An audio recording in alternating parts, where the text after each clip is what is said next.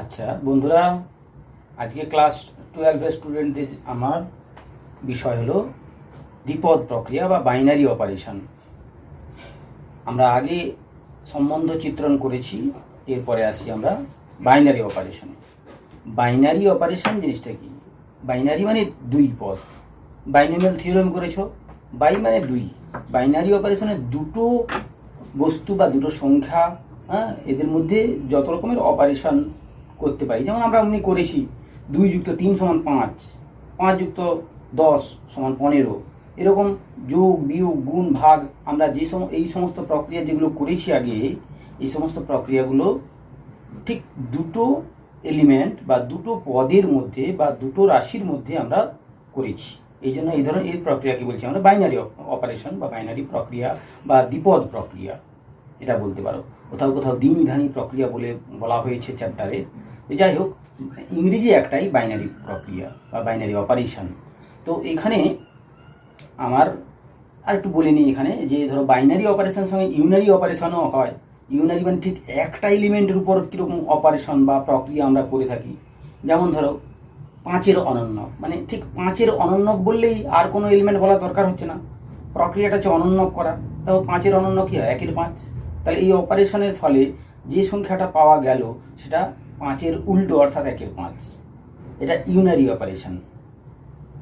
ঠিক আছে, যাই হোক, আসল আমার বিষয়ে চলে আসি, যে দ্বিপদ প্রক্রিয়া। দ্বিপদ প্রক্রিয়া বলতে গেলে আমাকে আবার সেই রিলেশন থেকেই আসতে হবে।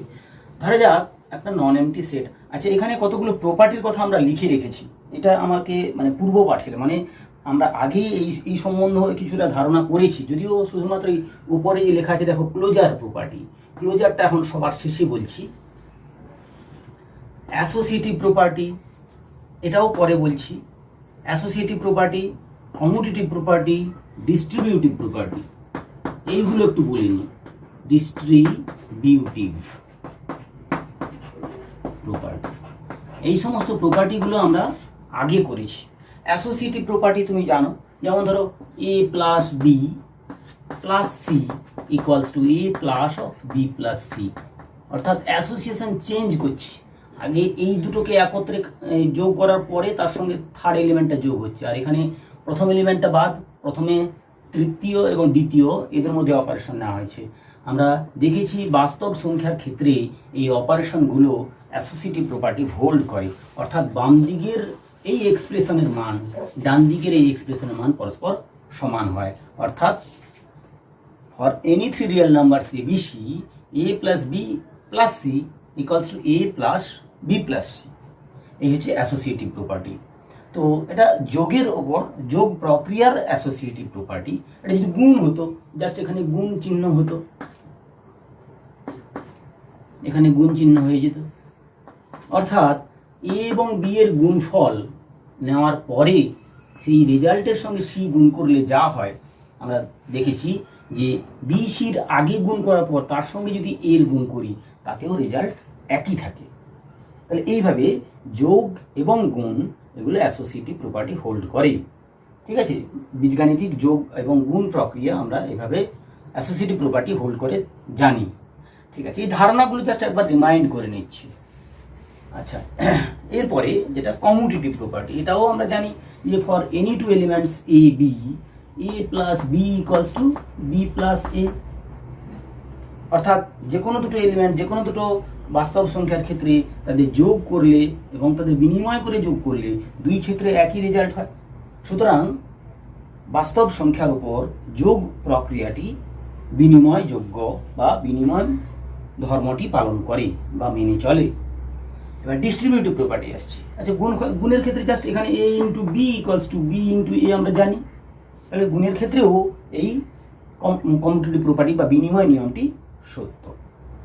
এরপরে আসছি ডিস্ট্রিবিউটিভ প্রপার্টি বা বন্টন নিয়ম, বিচ্ছেদ নিয়ম এরকম আমরা বলে থাকি। তবে এই ক্ষেত্রে অবশ্য দুটো অপারেশন একসঙ্গে আসছে। যেমন ধরো A into B plus C equals to কি লিখি না A B plus A C, মানে A into B plus A into C. এক্ষেত্রে কি হচ্ছে না গুণটা ডিস্ট্রিবিউট হয়ে যাচ্ছে। এই গুণটা একবার বি এর সঙ্গে হচ্ছে, আবার গুণটা সি এর সঙ্গে হচ্ছে। এবারে ডিস্ট্রিবিউট করতে যাচ্ছে, যেন গুণ চিহ্নটা ডিস্ট্রিবিউট হয়ে যাচ্ছে। তো এইটাকে বলছি আমরা distributive property. Multiplication distributes over addition, এভাবে আমরা বলি যে গুণ প্রক্রিয়াটা, বীজগাণিতিক গুণ প্রক্রিয়াটা যোগ প্রক্রিয়ার উপর এই বিনিময়টা করছে, এই ডিস্ট্রিবিউশন বা বন্টনটা করছে। বন্টন নিয়ম, এটা হচ্ছে বন্টন নিয়ম। তাহলে যোগ ফলের উপর গুণ ফলের বন্টন নিয়ম। ঠিক আছে, বোঝা গেল? এই প্রপার্টিসগুলো আমরা কিন্তু এখানে কাজে লাগাবো। অতএব এই ধারণাগুলো আমার একবার ঝালিয়ে নেওয়া দরকার। আচ্ছা, এরপরে আসছি মূল জায়গায়। এটা জাস্ট প্রাথমিক ধারণা, পূর্ব পাঠের ধারণা। মূল বিষয়টাতে আমরা ফিরে আসছি। তাহলে দ্বিনিধানী প্রক্রিয়া, কোথাও কোথাও দ্বিপদ প্রক্রিয়া, কোথাও কোথাও বইতে দ্বিনিধানী প্রক্রিয়া আছে। বাংলায় এই নামকরণের ক্ষেত্রে কিন্তু অনেক রকমের নামকরণ আসবে। ইউনিকটা হচ্ছে বাইনারি অপারেশন, এইটাই বললেই যথেষ্ট। আমরা যদি ইংলিশটাই ইউজ করি কোনো অসুবিধা নেই আমাদের। যাই হোক, এখন বাইনারি অপারেশনটা কি? আগেও যেমন আমরা সম্বন্ধের কথা বলেছিলাম যে একটা সেটের উপর একটা সম্বন্ধ আমরা ডিফাইন করি, সেক্ষেত্রে এক্ষেত্রেও আমরা একটা সেট এস আছে, এস সেটের ওপর একটা সম্বন্ধ বা অপারেশনকে ছোট্ট এ ও অক্ষর দ্বারা প্রকাশ করে থাকি। তো এই সেটের উপর এই অপারেশনটা কিভাবে সম্পর্কযুক্ত করা যায় না, তার জন্য যে এই সেটের অন্তর্ভুক্ত যে কোনো দুটো এলিমেন্ট এ বি, এরকম তো সেটটাকে আমি লিখতে পারি S equals to A B C D, এরকম করে করে অনেকগুলো ফাইনাইট এলিমেন্ট, ইনফাইনাইট এলিমেন্ট থাকতে পারে। সাধারণভাবে ফাইনাইট এলিমেন্ট নিয়ে আমরা আলোচনা করি। যাই হোক, for any two elements A B belongs to the set A composition B, এইভাবে বলি। এই অপারেশনটার নাম হচ্ছে কম্পোজিশন বা অপারেশন, যাই বলি না কেন। এবারে সেটা যোগ হতে পারে, বিয়োগ, গুণ, ভাগ, আমাদের ট্র্যাডিশনাল কিছু অপারেশন আমরা চিন্তা করতেও পারি, আবার নতুন কিছু অপারেশন আমরা সেখানে ডিফাইন করতেও পারি। তো এই একটা সেটের ওপর এই একটা অপারেশন, তাহলে সে কী করে না, যে কোনো দুটো এলিমেন্টকে সম্পর্কযুক্ত করে নতুন একটা এলিমেন্ট দেবে।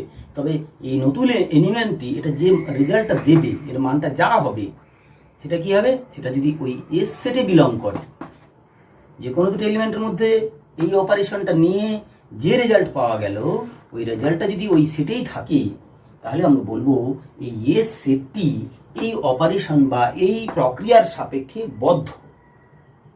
ঠিক আছে, এবং সেক্ষেত্রে এই অপারেশনটাকে বলছি এই সেটের উপর সংজ্ঞাত একটি দ্বিপদ প্রক্রিয়া। ঠিক আছে, ছোট্ট উদাহরণ দিলে আরও জিনিসটা পরিষ্কার হবে। যেমন ধরো একটা ন্যাচারাল নাম্বার সেটের উপরে ভাবছি যে এফ ফ্রম এন, এন বলতে এখানে এন ক্রস এন, এখানে জোড়ায় জোড়ায় এলিমেন্টের মধ্যে সম্পর্কের কথা বলেছি। এন ক্রস এন অর্থাৎ কার্টেসিয়ান প্রোডাক্ট সেট এলেই তবে তো জোড়ায় জোড়ায় এলিমেন্টগুলো আসবে। সেখান থেকে যে এলিমেন্টের সঙ্গে এটা সম্পর্কযুক্ত করে এই রিলেশন বা এই চিত্রণটি, এখানে এটা একটা চিত্রণই বটে। তো এখান থেকে এনেরই একটা এলিমেন্টকে ডিনোট করছে। তাহলে দ্বিপদ প্রক্রিয়াটা আর কিছুই নয়, এটা একটা চিত্রণ যেটা এন সেট থেকে ওই সেটেরই এলিমেন্টকে সম্পর্কযুক্ত করে। ঠিক আছে, তো যেমন ধরো আমি যদি বলি যে কোনো element X Y belongs to the N set, natural number set, যদি আমরা ডিফাইন করি X composition Y equals to just X plus Y, মানে এক্ষেত্রে অ্যালজেব্রিক সাম বা অ্যাডিশন প্রক্রিয়াটাই হচ্ছে এখানে কম্পোজিশনটা। সেক্ষেত্রে এক্স প্লাস ওয়াই যোগ করলে, অর্থাৎ দুটো স্বাভাবিক সংখ্যা যোগ করলে অফকোর্স সেটা ওই সেটেই থাকে। তাহলে এই অপারেশন অর্থাৎ অ্যাডিশন অপারেশন, অ্যাকচুয়ালি এই অপারেশনটাকে আমরা অ্যালজেব্রিক অ্যাডিশনের সঙ্গেই কম্পেয়ার করছি। তাহলে সেটা কি হচ্ছে না, সেটা ক্লোজড হচ্ছে, মানে এই অপারেশনটা এই সেটিকে ক্লোজ করে দিচ্ছে। ঠিক আছে, ধরো এটা একটু অন্যরকমভাবে ডিফাইন যদি করি আমরা, ধরো এটা 1 প্লাস এক্স ওয়াই করি, মানে এক্স আর ওয়াই এর এখানে বীজগাণিতিক গুণ হচ্ছে। তাহলে এক্স এবং ওয়াই এন সেটের দুটো পূর্ণ সংখ্যা বা দুটো স্বাভাবিক সংখ্যা, যাতে করে তাদের মধ্যে অপারেশনটা নিলে কি রেজাল্ট পাওয়া যায় না 1 প্লাস এক্স ওয়াই পাওয়া যায়। তাহলে দেখো, যেহেতু এরা স্বাভাবিক সংখ্যা, তাদের গুণফল নিলে তারাও স্বাভাবিক সংখ্যায় দেবে রেজাল্টটা, এবং তার সঙ্গে এক যোগ করলে সেটা স্বাভাবিক সংখ্যাই থাকবে। যার কারণে এই সেটটি with respect to this operation, এটা সেকেন্ড টাইম, দ্বিতীয় আমি একটা অপারেশন ডিফাইন করলাম, এই অপারেশনের সাপেক্ষে সেট ইজ ক্লোজড। ঠিক আছে, যেহেতু এই অপারেশনের সাপেক্ষে যে কোনো দুটো এলিমেন্টের মধ্যে এই অপারেশন নিলে যে রেজাল্ট পাওয়া যাচ্ছে সেটা স্বাভাবিক সংখ্যায় হচ্ছে। ঠিক আছে, আচ্ছা আরও কতগুলো উদাহরণ আমরা নিতে পারি। যেমন ধরো যদি এটা আমি একটু চেঞ্জ করে দিই, এটা এক্স বাই ওয়াই করে দিই, তখন ঘটনাটা কি ঘটবে, অর্থাৎ এটা থার্ড আরেকটি দ্বিপদ প্রক্রিয়া বা বাইনারি অপারেশন ডিফাইন করছি। তাহলে for any two elements X Y belonging to the given natural number set, X composition of Y indicate করে কি না 1 plus x by Y.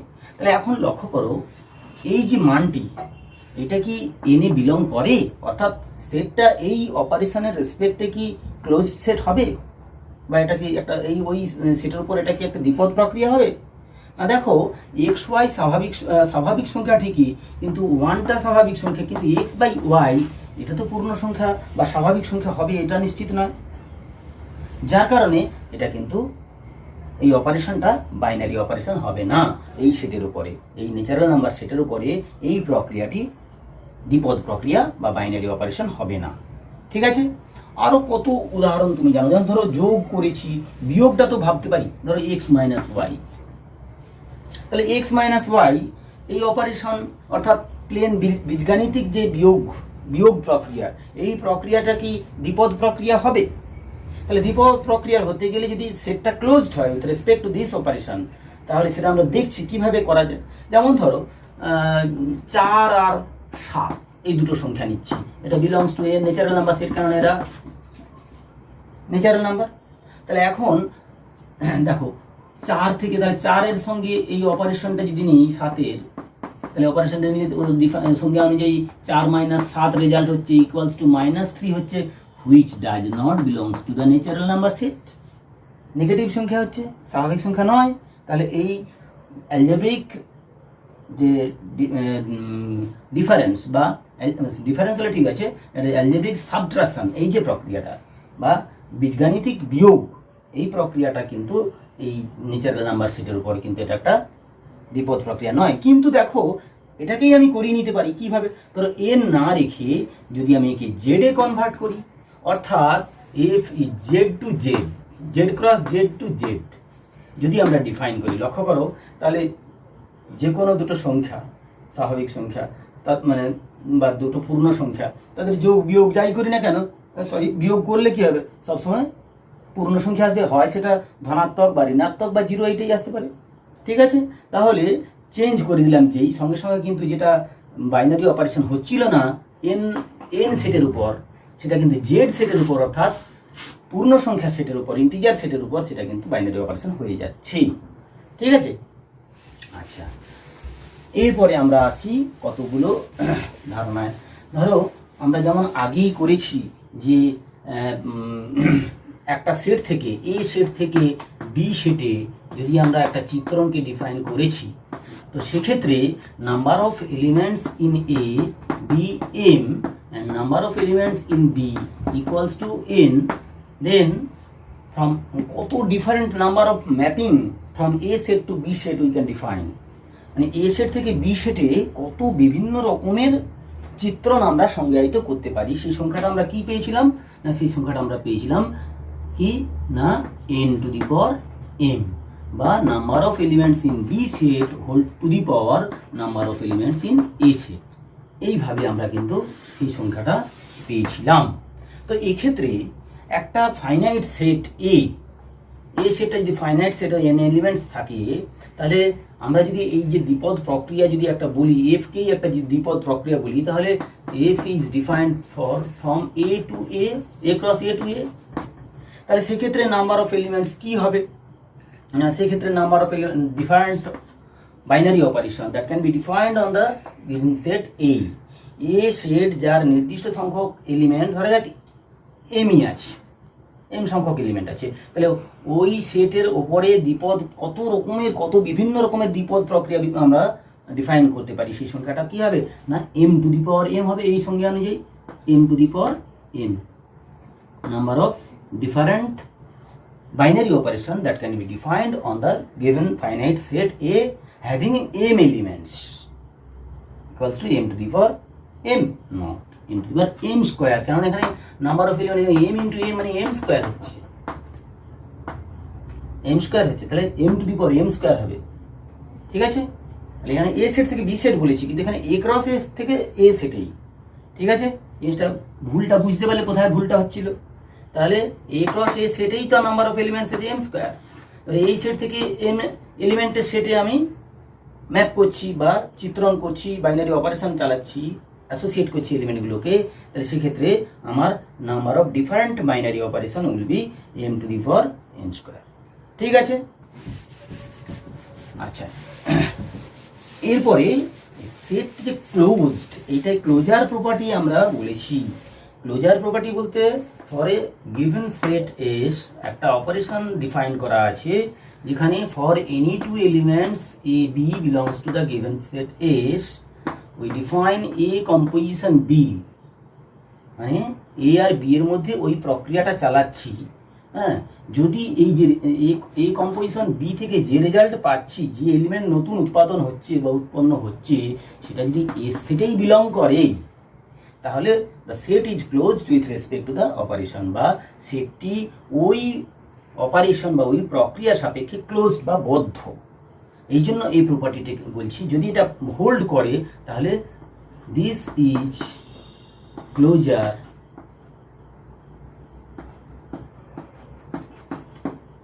with the set is closed with respect to the operation this, বা this operation this follows closure property, closure property follow করে।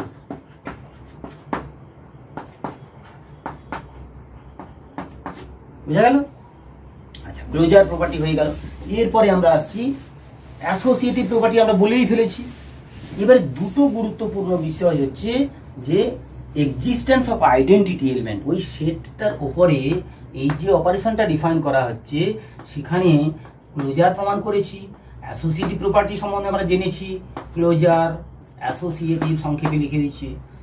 3 নম্বর হচ্ছে existence of identity element, ওই সেটে একটা এলিমেন্টের অস্তিত্ব, একটা পদের অস্তিত্ব পাওয়া যাবে। কি পদ? না, একটা এলিমেন্ট ই এর অস্তিত্ব পাবো, belongs to S, for all A belongs to S, মানে এস সেটের সমস্ত এলিমেন্টগুলোর জন্য ওই সেটেই একটা নির্দিষ্ট ফাইনাইট এলিমেন্ট পাবো, অনন্য এলিমেন্ট পাবো, একমাত্র এলিমেন্ট পাবো, যার জন্যে কি হবে না A composition E equals to E composition A equals to A হয়। এই প্রপার্টিটা হোল্ড করবে। তাহলে এই পার্টিকুলার এলিমেন্ট যেটা ওই সেটে একটাই মাত্র থাকবে, যার জন্যে সেটের প্রত্যেকটা এলিমেন্টের জন্য আমার এই সম্পর্কটা সত্য হবে। এটা অনেকটা যেমন ধরো যোগ প্রক্রিয়া, বীজগাণিতিক যোগ প্রক্রিয়ার কথা মনে করো, যে কোনো এলিমেন্ট সেটের উপর আছে এ, তার সঙ্গে কি এমন জিনিস যোগ করলে সেই এলিমেন্টটাই উৎপন্ন হবে না? একটাই উত্তর হচ্ছে জিরো। এটাকে জিরো এলিমেন্ট বলি। তোমার লোয়ার ক্লাসে বইগুলোতেও দেখবে, ক্লাস 8, 9, 10 খুব সম্ভব 9, 10 বইগুলোতে রয়েছে যে জিরো এলিমেন্ট বা শূন্য, একটা শূন্য এলিমেন্ট বলতে কি বোঝায় না, সেটা কি যোগের identity, identity of addition, with respect to অ্যাডিশনের আইডেন্টিটি এলিমেন্ট হচ্ছে জিরো। কেননা যে কোনো এলিমেন্টের সঙ্গে জিরো যোগ করে ওই এলিমেন্টটাই ফিরে পাওয়া যায়। দেখো এখানে অপারেশনটা লক্ষ্য করো, যে কোনো এলিমেন্ট এর সঙ্গে ই এর কম্পোজিশন নিলে বা উল্টো দিক থেকে প্রক্রিয়াটা চালালেও মানটা কিন্তু সেই এর মানটাই আনচেঞ্জড থাকে। তাহলে is called the identity element of the given set S with respect to this operation. এই সেটের এই অপারেশন সাপেক্ষে সেটের আইডেন্টিটি এলিমেন্ট বা অনন্য উপাদান একটি পাওয়া যাবে, সেটি হচ্ছে কি, বা অভেদ উপাদান বলি আমরা বাংলায়, বিভিন্ন রকম ব্যবহার করি। তো সেই অভেদ উপাদানের সংজ্ঞাটাই এটা।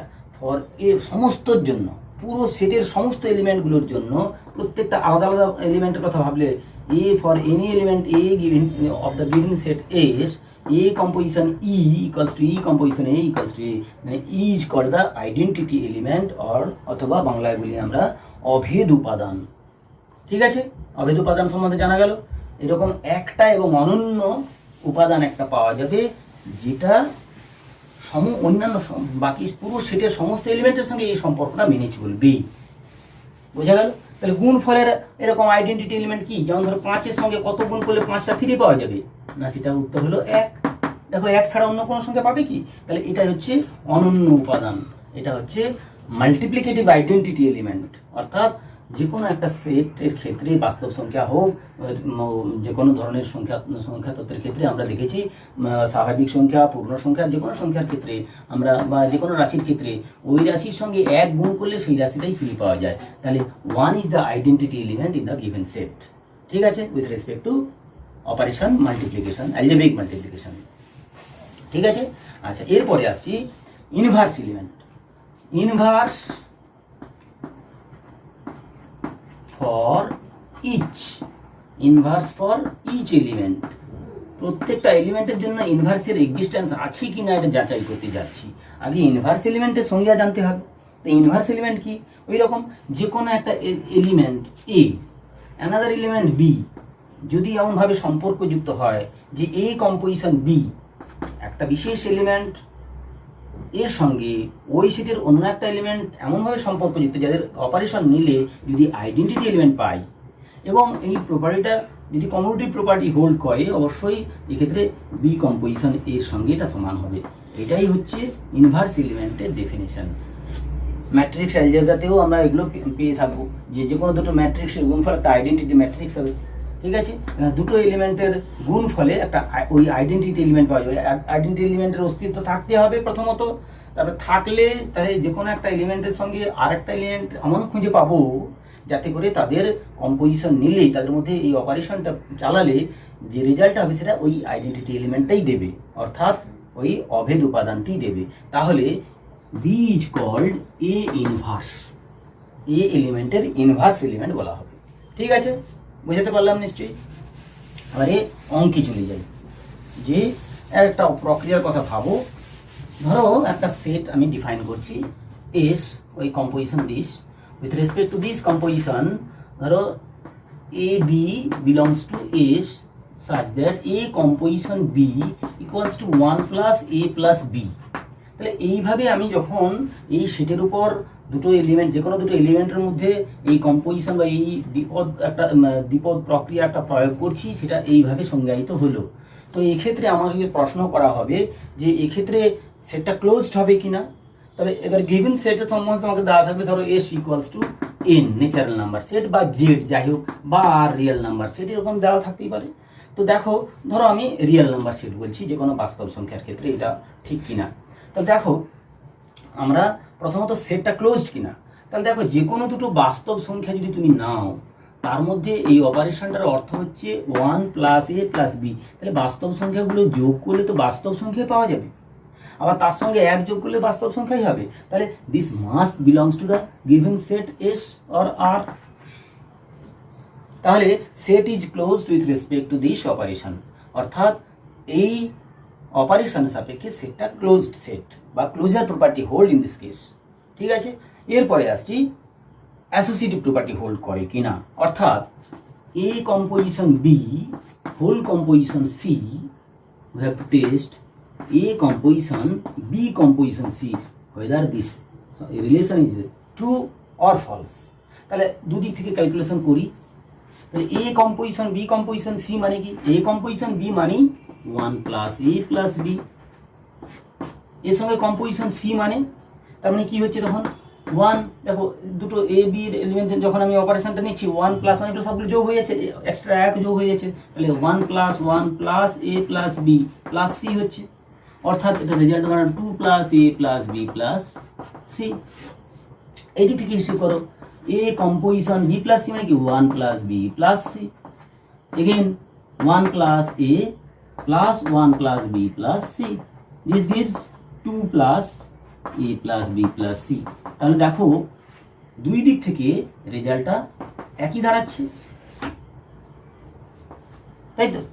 তাহলে তো এরপরে আসছি আমরা এই সেটের, মানে এই সেটের উপর এই যে অপারেশন ডিফাইন করা আছে এর সাপেক্ষে আইডেন্টিটি এলিমেন্টের অস্তিত্ব আছে কিনা সেটা যাচাই করার জন্য আমরা আবার সেই ফর্মুলাটা মনে করছি, এ কম্পোজিশন ই সমান ই কম্পোজিশন এ ইকুয়ালস টু এ হতে হয়। তাহলে এইটা মাথায় রেখে আমি অপারেশনটা দেখছি। তাহলে এ কম্পোজিশন ই সমান কি হচ্ছে না 1 প্লাস এ প্লাস ই, তাহলে এটাকে কার সঙ্গে সমান হতে হবে? এ এর সঙ্গেই সমান হতে হবে। তাহলে 1 প্লাস এ প্লাস ই যদি এ এর সঙ্গে সমান হয়, this will imply E equals to -1। তাহলে -1টাই হচ্ছে এই সেটের এই অপারেশনের রেসপেক্টে এটা হচ্ছে আইডেন্টিটি এলিমেন্ট বা অভেদ উপাদান। ঠিক আছে, এরপরে ইনভার্সের অস্তিত্ব আছে কিনা আমরা যাচাই করছি। তাহলে ইনভার্সের কথা যখনই মাথা আনছি তখন আবার ওই ফর্মুলাটা আমাকে মনে করতে হবে যে A composition B equals to B composition A equals to identity element দিতে হবে। যদি এদের কম্পোজিশনটা আইডেন্টিটি এলিমেন্টের সঙ্গে সমান হয় তাহলে B is called a inverse. তাহলে আমরা এখানে খুঁজি যে তাহলে কি দাঁড়াচ্ছে, তো এ কম্পোজিশন বি আমাদের রেডি করা আছে। তাহলে A composition B equals to E হতে গেলে তাহলে কি দেখছি 1 plus A plus B equals to E. আবার ই এর মানটা এই মাত্র কত পেয়েছি, এর ইনভার্স এলিমেন্টটা সরি আইডেন্টিটি এলিমেন্টটা পেয়েছি -1। তাহলে এখানে যদি রিপ্লেস করে দিই -1টা তাহলে দেখতে পাচ্ছি কি এ প্লাস বি বা বি ইকুয়ালস টু কি হবে -1 -1 মাইনাস এ অর্থাৎ -2 - এ অর্থাৎ -2 + এ। তাহলে কি দেখতে পেলাম যে বি যেটা এ ইনভার্স বলছি সেটা এই মানটা হয়ে গেল।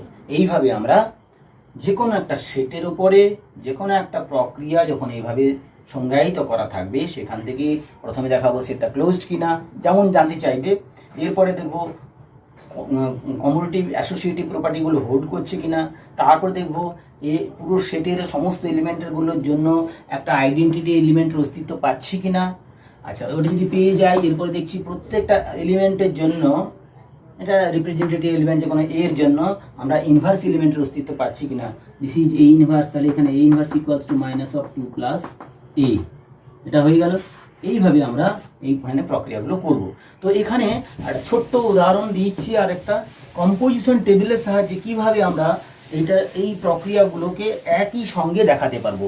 কম্পোজিশন টেবিল বলতে কি, যেমন একের ঘনমূলগুলো কি জানি 1 ওমেগা ওমেগা স্কোয়ার, আর এটা যদি অ্যালজেব্রিক মাল্টিপ্লিকেশন হয় সিম্পল ধরো 1 ওমেগা ওমেগা স্কোয়ার, তাহলে অপারেশনগুলো যদি তুমি নাও লক্ষ্য করো কি পাচ্ছ। তাহলে 1 × 1 1, 1 × ওমেগা ওমেগা ওমেগা স্কোয়ারই হচ্ছে, ওমেগা দিয়ে গুণ করলে এটা ওমেগা, এটা হচ্ছে ওমেগা স্কোয়ার, এটা গুণ করলে ওমেগা কিউব মানে 1 ফিরে আসছে। আবার দেখো এটা গুণ করলে ওমেগা স্কোয়ার হচ্ছে, এটার সঙ্গে এটা গুণ করলে ওমেগা কিউব মানে 1 দিচ্ছে, omega square omega to the power আবার ওমেগা স্কোয়ার গুণ করলে ওমেগা টু দি পাওয়ার 4 হয়, মানে ওমেগা কি ইন্টু ওমেগা, কারণ ওমেগাই হচ্ছে। তাহলে দেখো এই অ্যালজেব্রিক মাল্টিপ্লিকেশনের রেসপেক্টে 1 ওমেগা ওমেগা স্কোয়ার অর্থাৎ একের ঘনমূলগুলোর যে set of all roots of cube root of 1, তাহলে তার সেই সেটের এই অ্যালজেব্রিক মাল্টিপ্লিকেশনের রেসপেক্টে সেটটা দেখো ক্লোজড। কেন ক্লোজড বলছি, দেখো এখানে প্রত্যেকটা নতুন যে উপাদানগুলো পাচ্ছি অপারেশন করে সেইটা ওই সেটেরই কোনো না কোনো এলিমেন্ট হচ্ছে। শুধু তাই নয়, আবার মেন ডায়াগোনালের সঙ্গে লক্ষ্য করো সমদূরবর্তী পদগুলো সমান সমান হচ্ছে। তার মানে কি এই অপারেশনটা কি করে পাওয়া গেছে না, এটা পাওয়া গেছে 1 × ওমেগা করে, আবার এইটি পাওয়া গেছে ওমেগা × 1, তাহলে 1 × ওমেগা যা ওমেগা × 1 তাই। তাহলে দুটো এলিমেন্টের মধ্যে এরকম করে লক্ষ্য করো 1 × ওমেগা স্কোয়ার যা ওমেগা স্কোয়ার × 1 তাই হচ্ছে। তারপরে এখানে কমিউটেটিভ প্রপার্টিও হোল্ড করছে।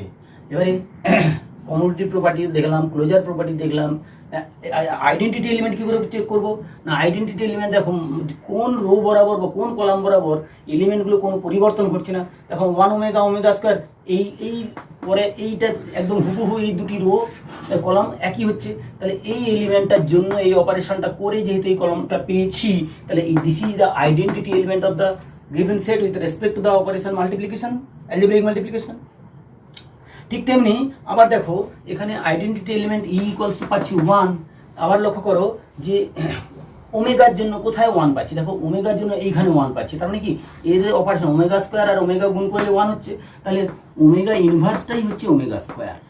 ঠিক উল্টো ওমেগা স্কোয়ারের ইনভার্সটা কি হবে না, ওমেগা স্কোয়ার এই যে এলিমেন্টটা দেখছি কোথায় 1 পাচ্ছি না এই জায়গায় 1 পাচ্ছি, এটা কার সঙ্গে অপারেশন করে পাওয়া গেছে না এইটা থেকে, এটা থেকে পাওয়া গেছে। তাহলে এর রেজাল্টটা হচ্ছে ওমেগা। আর 1কে 1 দিয়ে গুণ করলে 1 হচ্ছে, তাহলে 1টা 1-এর ইনভার্স। তাহলে প্রত্যেকটা এলিমেন্টের জন্য ইনভার্স আমি পেয়ে যাচ্ছি। বোঝাতে পারলাম নিশ্চয়ই। তাহলে এই সেটটা এইভাবেই দ্বিপদ প্রক্রিয়া ফলো করছে সমস্ত প্রপার্টিজ পজিশন টেবিল বা সংযোজন তালিকা বলে থাকি। ঠিক আছে, তোমরা যত এক্সারসাইজগুলো করবে দেখবে তত অনেক অনেক আনন্দ পাবে। এটা অনেক সহজ চ্যাপ্টার, খুব ভালো করে মানে যত্ন নিয়ে কাজটা করবে। ঠিক আছে, রাখলাম।